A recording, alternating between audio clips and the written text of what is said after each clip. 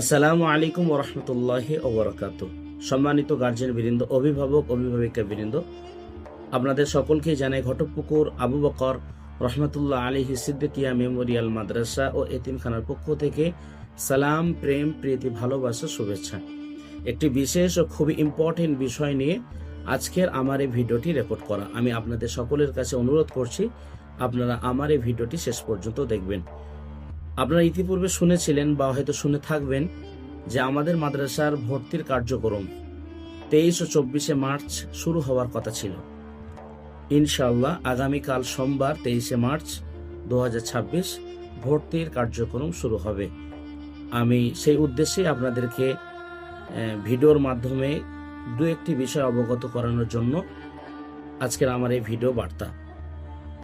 আপনারা যারা সন্তানদেরকে ভর্তি করবেন আমাদের মাদ্রাসাতে, সন্তানদের জন্য যে সমস্ত কাগজপত্র রেডি করবেন সেটি হলো এই যে সন্তানের আধার কার্ডের জেরক্স, জন্ম সার্টিফিকেটের জেরক্স, অর্থাৎ আপনার সন্তানের জন্ম সার্টিফিকেট জেরক্স, এবং সন্তানের 3 কপি রঙিন ফটো পাসপোর্ট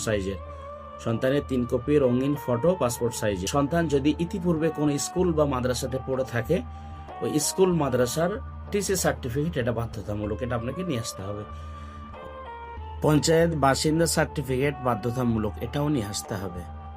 এর বাবার আধার কার্ডের জেরক্স কপি লাগবে এবং মায়ের আধার কার্ডের জেরক্স কপি লাগবে। ঠিক অনুরূপভাবে বাবার ভোটার কার্ডের জেরক্স কপি লাগবে এবং মায়ের ভোটার কার্ডের জেরক্স কপি লাগবে, এবং বাবার 1 কপি পাসপোর্ট সাইজের ফটো এবং মায়ের 1 কপি পাসপোর্ট সাইজের ফটো। যদি কোনো বাচ্চা এতিম হওয়ার সঠিক কাগজপত্র, সঠিক প্রমাণপত্র জমা দিতে হবে। এই কাগজপত্রগুলো রেডি করুন, সাবধানে আসবেন।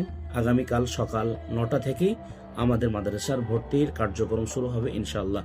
আপনাদের সকলের জন্য শান্তি কামনা করি, সকলের সুস্থতা কামনা করি, এবং যারা আসবেন আগামীকাল সকলের যাতায়াত, আসা যাওয়া সবকিছুই নিরাপত্তা কামনা করি।